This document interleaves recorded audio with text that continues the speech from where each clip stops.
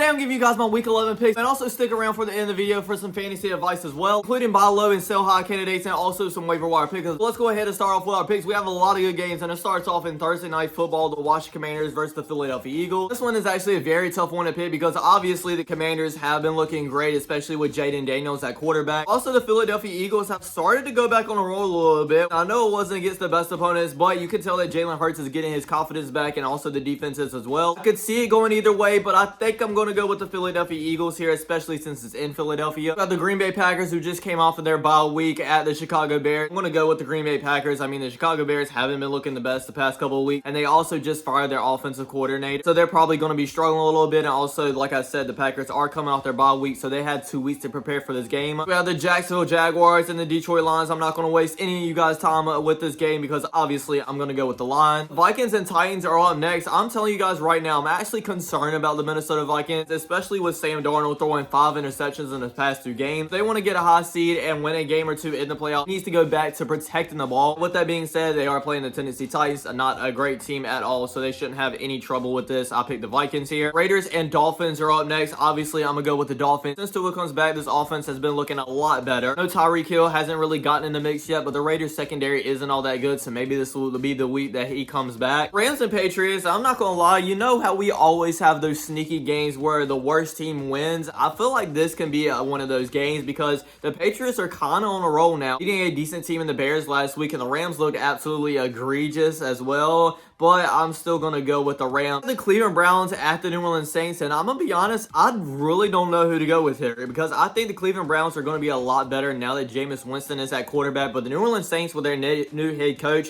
actually looked a lot better. It's in the Superdome as well, so with that being said, I think I'm going to go with the New Orleans Saints. 2 teams that aren't looking the greatest in the Indianapolis Colts versus the New York Jets. Like, both of these teams are looking really bad right now. Joe Flacco cannot protect the ball, and Aaron Rodgers and the Jets offense has not looked dynamic at all, so I'm really going back and forth on this. So go ahead and take the Colts. Next, we have a really good game, and that is the Baltimore Ravens versus the Pittsburgh Steelers. Obviously, both of these teams are in the same division, the NFC North, and both have the same amount of wins, exactly at 7. I think this could go either way, but I'm not going to lie. The Steelers have actually had the Ravens number for a couple of years now, with it being in Pittsburgh as well. Go ahead and give me the Steelers upsetting the Ravens. Well, I guess it's kind of an upset, I guess. Have the Atlanta Falcons at the Denver Broncos. Another close, tough game. Just based off of last week, I did like what I saw from the Broncos a lot better than what I saw from the Falcons, so go ahead and give me the Broncos, especially with it being in Mile High as well. Next up is going to be the Seahawks and 49ers. Now, the way the 49ers have been looking, the Seahawks could probably beat them in this division rivalry. The 49ers have actually been dominating the Seahawks. They've won their past 6 games. I think that the Seahawks could win this, but I'm going to go with the 49ers here. Next, we have another really good game. I told you guys, there's a lot of good games in this week. That is the Kansas City Chiefs versus the Buffalo Bills. Could see this going either way. The Chiefs haven't been really looking all that offensively talented,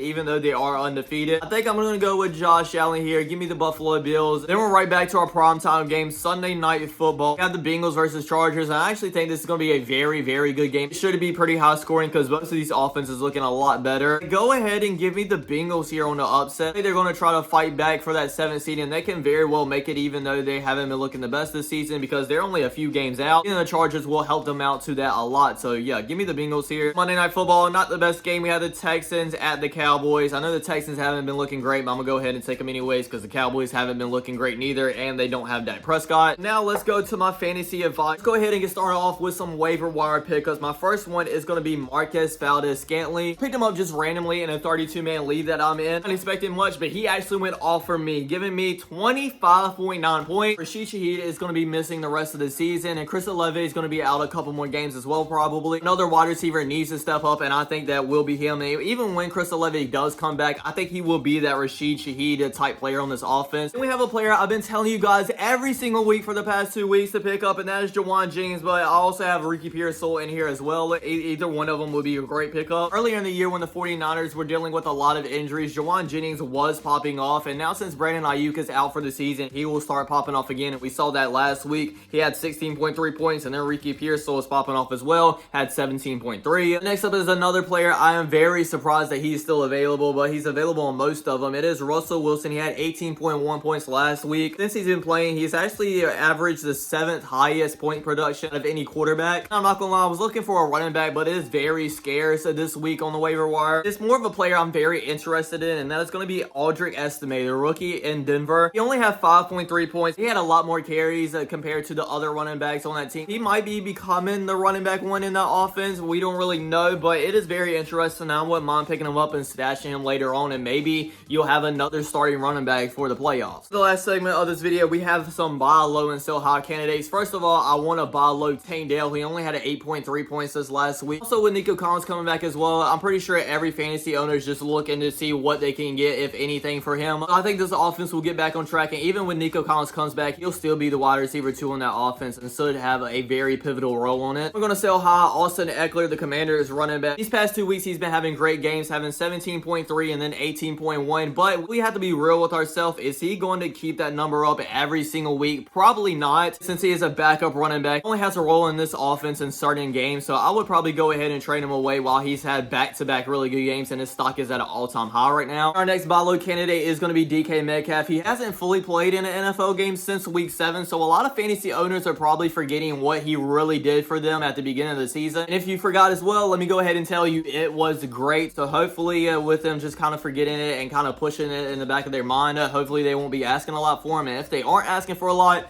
I wouldn't mind go ahead and trading for him, because he should be back in at least 2 weeks, and he'll do big things for your starting lineup. Last sell high candidate is going to be Kareem Hunt. I actually think Kareem Hunt is very, very, very underrated. I actually think he's a must starter every single week as a running back too, but with Isaiah Pacheco coming back in a couple of weeks, won't be the starter in that offense for much longer. His carries are going to go down a lot each week. While his stock is still high, I would go ahead and sell him now while you can. But that's going to be it for this video, everybody. I really hope you enjoyed. Thanks for watching. Don't forget to like, comment, subscribe. I'll check you guys out next time. Peace.